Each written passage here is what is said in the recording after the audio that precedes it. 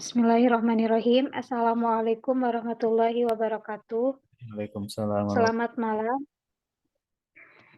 Selamat malam. Semoga kita selalu berada dalam lindungan Allah Subhanahu wa taala. Yang terhormat Bapak Arif Hertadi Rustam, STMkom, selaku dosen pengampu mata kuliah pemrograman 3 Mobile. Dan teman-teman semua yang kami hormati.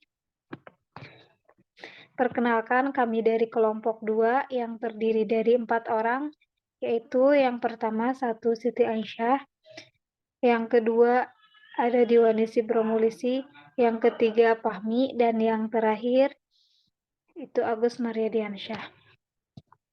Pada kali ini kami berkesempatan untuk mempresentasikan sebuah proyek perancangan aplikasi pada toko elektronik. Next.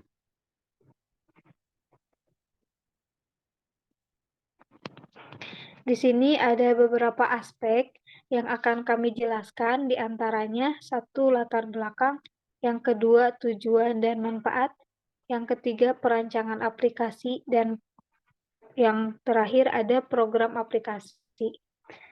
Untuk lebih jelasnya, mari kita masuk ke pembahasan. Next.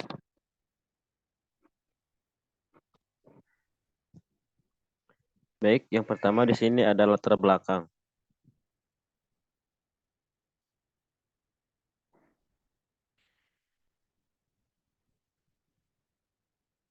Perkembangan teknologi pada saat ini perkembangan dengan sangat pesat. Semakin banyak masyarakat yang menggunakan teknologi sehari-hari, salah satu yaitu transaksi jual beli. Untuk memudahkan proses dalam transaksi jual beli, maka dibuatlah sebuah program. Dalam pembuatan program ini, kami memilih sebuah tema yaitu toko elektronik. Sistem informasi penjualan barang elektronik merupakan salah satu sistem yang memberikan pelayanan informasi yang berupa data transaksi penjualan, transaksi pembelian, cek stok barang serta mengirim barang. Keberadaan teknologi informasi saat ini sangat penting karena sistem informasi penjualan yang elektronik masih belum terkelola dengan baik, sehingga sering terjadi kesalahan dalam proses pembuatan laporan. Serta proses pengelolaan data master, mencatat transaksi penjualan dan pembelian, meminimalisir kesalahan dalam pencatatan dan penjualan dan pembelian per periode. Lanjut.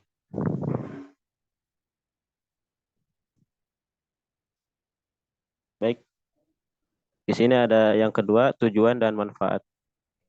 Tujuan yaitu yang pertama, dengan membuat sistem pelayanan toko, semua perhitungan data barang dan transaksi penjualan dapat dilakukan secara otomatis dan sangat akurat untuk mencegah terjadinya kecurangan. Yang kedua, menambahkan atau melengkapi spesifikasi barang secara detail dan lengkap agar pelanggan bisa mengetahui barang yang dibeli toko tersebut, serta agar pembelian lebih terjamin dan aman.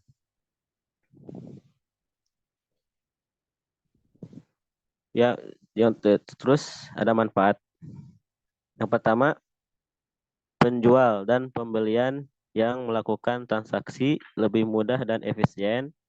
Program yang dibuat ini dengan menggunakan bahasa programan yaitu MySQL. Yang kedua, dengan adanya e-commerce ini diharapkan para pelanggan mendapatkan kemudahan melakukan transaksi tanpa harus datang ke toko dengan pelayanan yang cepat dan memuaskan, di mana sebagai agen nantinya hanya cukup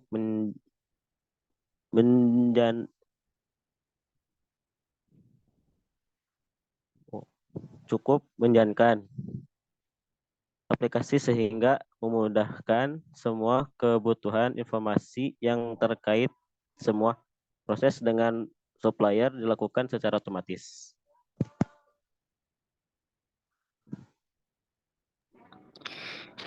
Yang ketiga ada perancangan aplikasi. Perancangan aplikasi ini yaitu dirancang dengan dua aspek. Yang pertama ada flow diagram, yang kedua ada struktur tabel.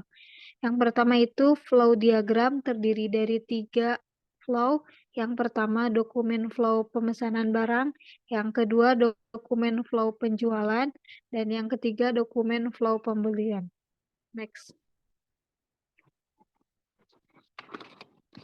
Yang pertama itu ada dokumen flow pemesanan barang.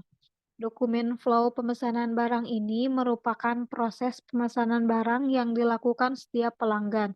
Proses dimulai dari pelanggan yang memilih barang, setelah itu pelanggan memilih barang sesuai keinginan.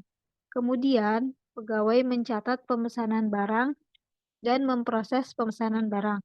Setelah itu, pegawai membuat bukti pemesanan barang dan melakukan konfirmasi pemesanan barang kepada pelanggan. Yang terakhir, pelanggan mendapatkan bukti pemesanan barang dari pegawai. Next. Yang kedua, ini ada dokumen flow penjualan barang. Dokumen flow penjualan barang merupakan transaksi penjualan. Proses dimulai dari pegawai mencatat data pelanggan, kemudian pelanggan menyerahkan bukti pemesanan barang. Setelah itu, pegawai melakukan pengecekan bukti pemesanan. Kemudian, pegawai melakukan pengecekan ketersediaan barang. Jika barang tidak tersedia, maka pegawai akan membuat surat pemberitahuan rangkap 2. Jika barang tersedia, maka pegawai akan membuat rangkap pemesanan rangkap 2. Dan terakhir, pegawai membuat bukti. Yang ketiga ada dokumen flow pemberian. Next. Nah, yang ketiga ada dokumen flow pembelian. Dokumen flow pembelian adalah proses transaksi pembelian. Proses dimulai pegawai melakukan pengecekan persediaan barang. Jika barang tidak ada, maka pegawai membuat pemesanan pembelian barang. Jika barang ada, pegawai tidak akan melakukan proses pembelian. Setelah itu, pegawai membuat pemesanan pembelian rangkap 2. Kemudian, pegawai membuat data barang rangkap 2. Setelah itu, pegawai melakukan pengecekan barang. Jika barang ada, pegawai membuat rekap pembelian rangkap 2. Jika barang tidak ada, pegawai membuat retur pembelian. Setelah itu, pegawai membuat bukti pembayaran rangkap 2. Kemudian, pegawai membuat bukti pembayaran rangkap 2. Terakhir, pegawai membuat laporan pembayaran rangkap 2. Next. Nah, yang kedua itu ada struktur tabel. Struktur tabel digunakan untuk menggambarkan secara detail tentang tabel-tabel yang terdapat dalam perancangan aplikasi ini. Terdapat beberapa tabel yang ada pada perancangan aplikasi-aplikasi elektronik.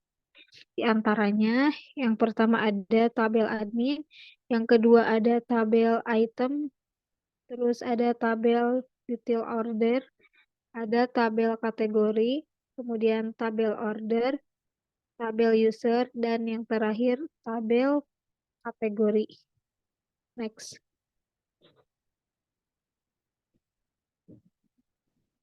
Berikut adalah beberapa tampilan sebuah aplikasi. Yang pertama yaitu ada form registrasi.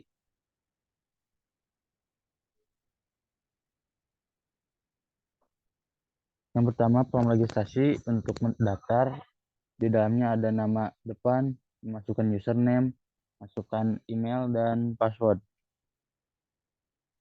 Next.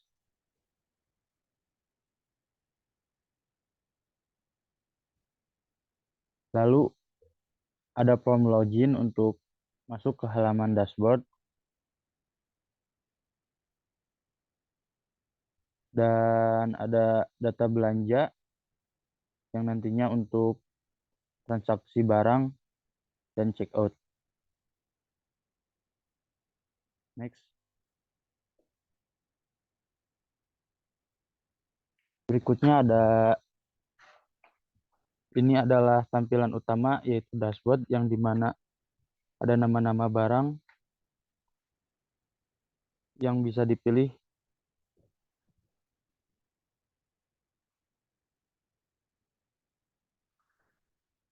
dan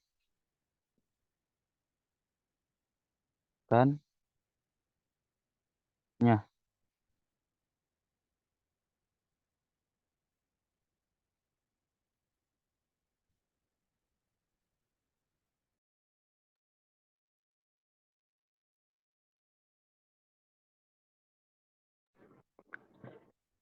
Baik, mungkin hanya itu saja yang dapat kelompok kami sampaikan.